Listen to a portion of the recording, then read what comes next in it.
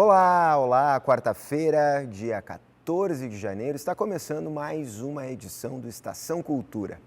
Hoje vamos falar sobre um documentário que faz um resgate da cultura rural da Serra Gaúcha. E a música ao vivo aqui no estúdio fica por conta do guitarrista e violonista Paulinho Fagundes. E começamos o programa de hoje falando da peça Apus Apus, do Núcleo de Experimentação e Expansão da Linguagem Cênica, o NELIC, que tem pré-estreia amanhã, depois segue em temporada até o dia 25 de janeiro. E é a diretora do espetáculo, a Desirê Pessoa, que veio conversar com a gente aqui no estúdio. Desirê, seja bem-vinda ao Estação Cultura. Obrigado pela presença. Muito obrigada pelo espaço, Eduardo. Apus Apus, uma peça que usa uma ave como metáfora, alegoria, enfim, não sei exatamente como explicar. Te peço que nos conte um pouquinho de onde que surgiu essa ideia, que ave é essa e o que ela simboliza no espetáculo. Maravilha. A gente tem falado na ave como uma metáfora, né? E nós temos no nosso grupo alguns temas de interesse que orientam projetos, espetáculos, enfim. Um deles são as questões do universo feminino, não é um tema exclusivo, né, de dedicação nossa, faz parte de um escopo de temas que nos interessam, mas há alguns anos já a gente vem pensando sobre as questões que envolvem o universo da mulher, né, da mulher dos dias atuais, de nós, mulheres do grupo, das que estão no nosso entorno, enfim. E aí nós começamos a pensar nos esforços especificamente femininos, né? E aí eu estou te falando de uma realidade que envolve pessoalidade, subjetividade, mercado de trabalho, carreira profissional, tentativa de alcançar lugares, né? Voos, para usar a metáfora aí do pássaro. Então chegamos nesse, é uma espécie de andorinhão, que não tem aqui no Brasil, mas tem em alguns lugares da Europa, da Ásia, enfim. Que se chama Apus Apus, e ele voa 10 meses por ano sem parar, porque ele tem as pernas curtas e frágeis, então ele se vê em risco se ele para. Então ele se alimenta voando, ele se alimenta de pequenos insetos, ele dorme voando, ele faz suas necessidades fisiológicas voando. Ele para 2 meses para a temporada de reprodução e volta a voar por mais 10 meses. Isso nos lembra muito da mulher que digita seu trabalho, né, sua tese de doutorado, seja o que for, enquanto balança o carrinho do nenê com os pés, né? E essa realidade nossa, assim, de estar atendendo a 1000 demandas todo o tempo, né? Demandas pessoais, demandas familiares, demandas como mãe, demandas como filha, demandas como irmã, como, enfim, amiga, né? Porque a gente também tem que fazer as nossas redes e nos fortalecer dentro disso, e ao mesmo tempo demandas profissionais que ainda são muito severas com as mulheres que querem se equiparar ou superar, né? Os seus colegas homens, assim. Isso é um contexto cultural, né? Não, já estava dado quando a gente chegou aqui. Se a gente for tratar os indivíduos como culpados por uma macro situação, também não vai funcionar, né? Mas cada pessoa é responsável pela sua microação no dia a dia. Então, esse é o convite à reflexão do espetáculo. E aí, na pesquisa, assim, na busca que a gente estava fazendo, a gente se deparou com o conceito de Dream Gap.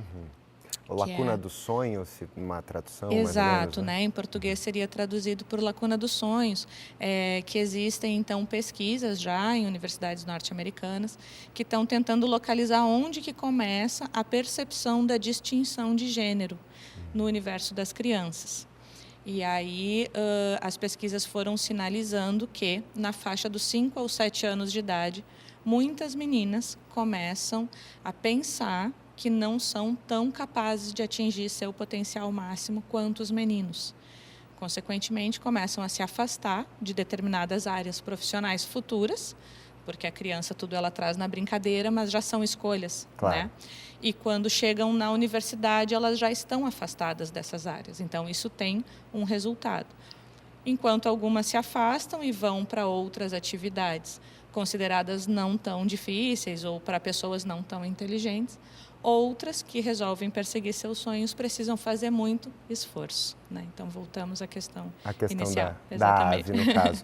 E aí, no espetáculo, de que maneira que esses conceitos, a questão da ave e toda essa reflexão foi pensada para colocar para o público, Lembrando que tem essa pré-estreia, a partir amanhã pré-estreia, a temporada na sequência até o 25 de janeiro, amanhã com um bate-papo, inclusive, na sequência, né? Isso. A gente trabalha na linha de teatro performativo, tá? Que é uma linha que ela cria um diálogo entre o teatro e artes irmãs, né? Então, entre o teatro e a performance e a dança, né? A música entrando aí como uma parceira grande, muito através do nosso contato com o nosso diretor musical, que é o maestro Luiz André da Silva, que acompanha nosso trabalho há muitos anos. Mas a gente traz a figura da ave especificamente através da linguagem da dança, em coreografias pensadas junto com uma coreógrafa maravilhosa carioca, que é a Maria Alice Pope, que foi contratada para o projeto, para pensar como que nós, que somos corpos de atrizes, podemos, na linguagem da dança contemporânea, mesclar essa linguagem com o teatro e com o teatro que a gente quer fazer. Né? Então, a figura da ave, ela perpassa o espetáculo nessa configuração estética, digamos assim, e a gente tem também um diálogo com as artes visuais muito potente, tanto através do cenário. Nosso cenário ele é imersivo, ele abraça o público e as atrizes, são só atrizes em cena, todos juntos numa mesma estrutura. E as projeções audiovisuais, elas acontecem a todo tempo do espetáculo em 360 graus. Então, essa questão da linguagem, da visualidade, né, do audiovisual que a gente vem trabalhando já há um certo tempo, teve uma grande evolução agora nesse trabalho. Perfeito. Inclusive, ao ponto de a gente chamar um animador, né, para trabalhar com a gente, que é o Felipe Steffens, que ele criou uma animação para compor o espetáculo junto com as outras projeções que estão sendo criadas pelo Carlos de Los Santos, que é o artista que está fazendo junto com a gente, nesse cenário que também é concebido pela Elizabeth Jacó.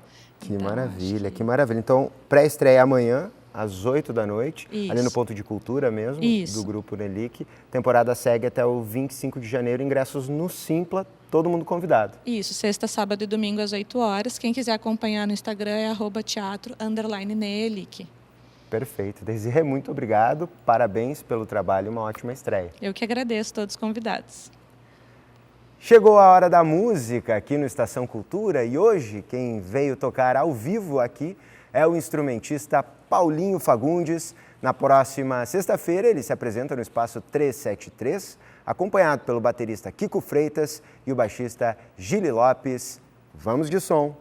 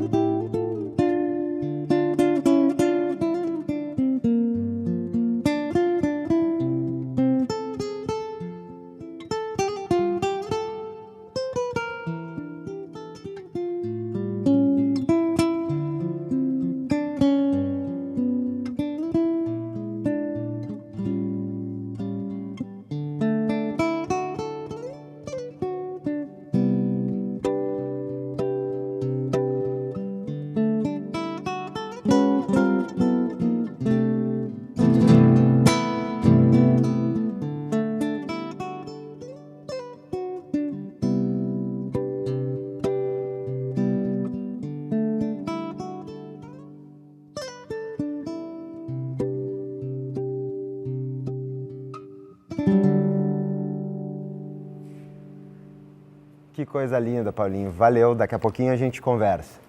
A gente continua agora o Estação falando com a Adriane Lasti, a Fernanda Pereira. Elas são as produtoras do documentário que faz um resgate das referências culturais da área rural das cidades de Gramado, Canela e São Francisco de Paula.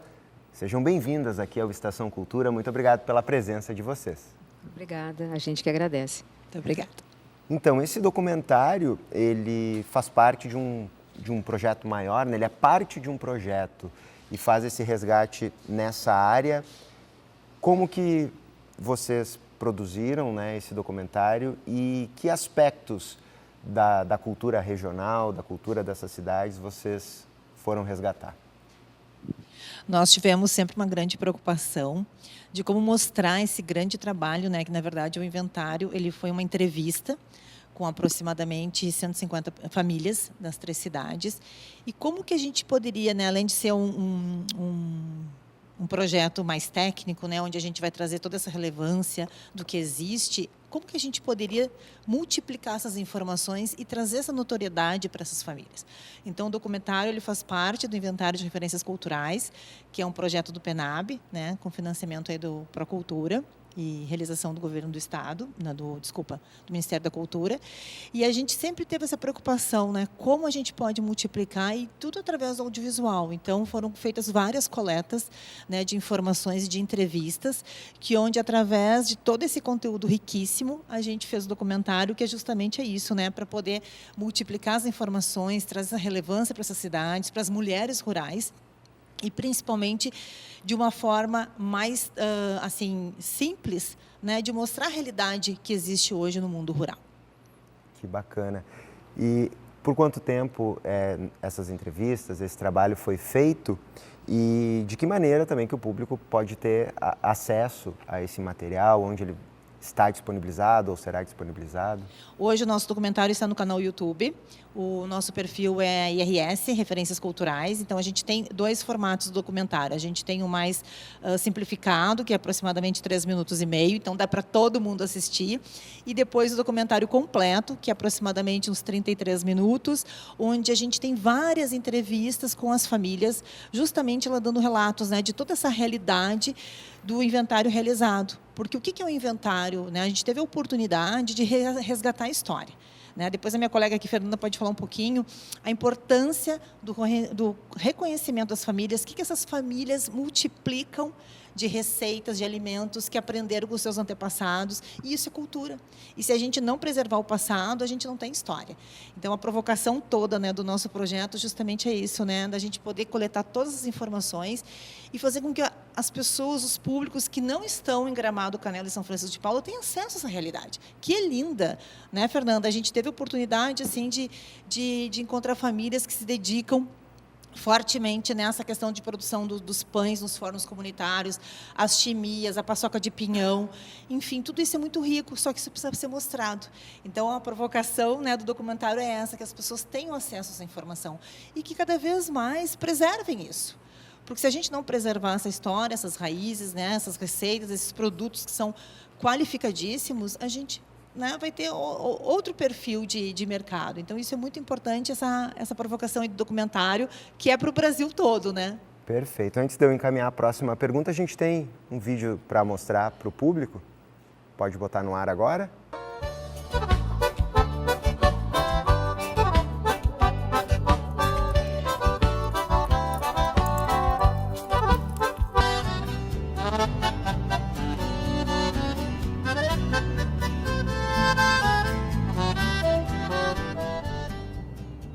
Eu vejo o chão que respira.